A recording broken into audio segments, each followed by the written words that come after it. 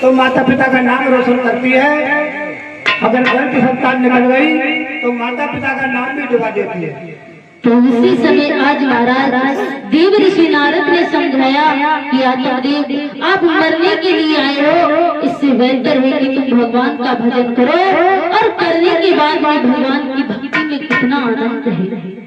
आत्मदेव कहने लगे कि प्रभु जब हम संतान के लिए मरने के लिए आए हैं तो हमें मरने दो प्रभु, हम लौट करके वापस घर नहीं जाएंगे।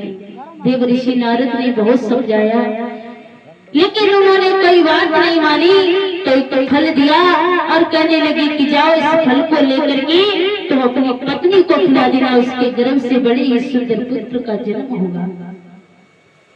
लेकर के फल आए, बड़ी खुशी के साथ में वहां से मगन हुए चले आए, लेकिन उन्हें क्या मालूम था वही औरत वो फल को नहीं खाई। ला करके वो फल अपनी रानी के हाथ में दिया। उसी समय महाराज जैसे धुंधली ने वो फल लिया और मन में विचार करने लगी कि मैं तो अपने गर्भ से किसी संतान को जन्म देना ही नहीं चाहती थी, और ना जाने हमारे स्वामी कहाँ से ये फल लाए हैं, क्योंकि मुझे तो मालूम है कि मैं अपने गर्भ से किसी संतान को जन्म नहीं देना चाहती और ना ही मैं किसी संतान को अपने पास रखना चाहती। मन में विचार करते हैं इधर आत्मदेव तो वो फल दे करके चली गए। रानी से कहा कि रानी तुम इस फल को खा लेना, तुम्हारे गर्भ से बड़े ही सुंदर पुत्र का जन्म होगा।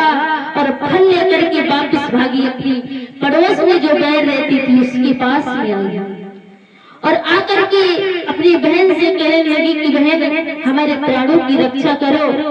तो बहन कहने लगी कि बहन क्या हुआ? जवाब दिया है ना जाने हमारे स्वामी कहाँ गए और कहाँ से ये फल ले आए, और उन्होंने कहा तुम खा लो, तुम्हारे गर्भ से बड़ी सुंदर संतान का जन्म होगा। लेकिन आप तो जानती हैं, धुंधली की बहन कहने लगी चिंता मत करो बहन, क्योंकि जितना समय इस फल को आए हुए हुआ है उतना ही हमारा गर्भ है, इसलिए तुम इस फल को अपनी गाय को खिला दो, उसकी उदर से भी किसी बछड़ी का जन्म नहीं हुआ और गाय के भी उधर से बछड़ी का जन्म हो जाएगा और हम तुम्हें अपना पुत्र दे देंगे। तुम अपना के करके अपने आंगन में अपना पुत्र, हमारा पुत्र तुम अपने आंगन में रख लेना, लेकिन ये बात हमारी और तुम्हारे बीच में रहे, लेकिन ये बात अपने पति को मत बताना। धुंधली कहने लगी ठीक है बहन, लेकिन धुंधली ने फिर एक बात कही कि बहन अगर ये फल हम नहीं खाएंगे आप तो जानती हो, क्योंकि संतान से हमें घृणा है बहुत बड़ी।